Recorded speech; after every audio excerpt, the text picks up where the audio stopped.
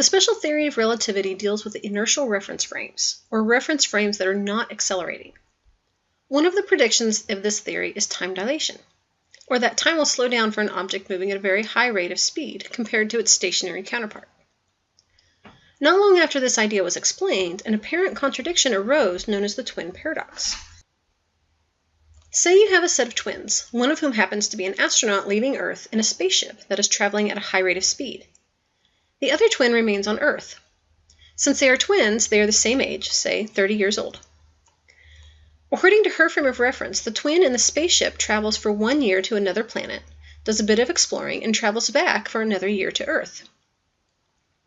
From her perspective, she is only aged 2 years, making her 32 years old when she returns.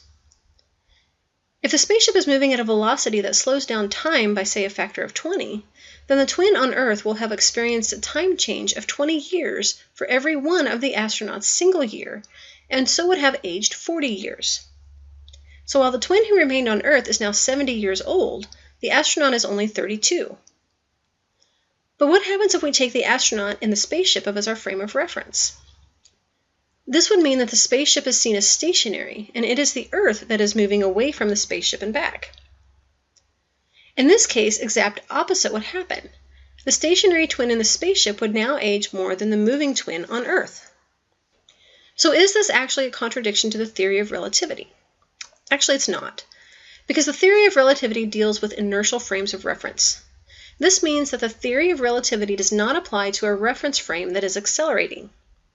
The spaceship accelerates as it moves away, turns around, and comes back. So the spaceship is not an inertial frame of reference because of this acceleration. The Earth is an inertial frame of reference, so the special theory of relativity can only be applied to the Earth and the twin on Earth. So in this situation, the twin that is left on Earth is the twin that will age more.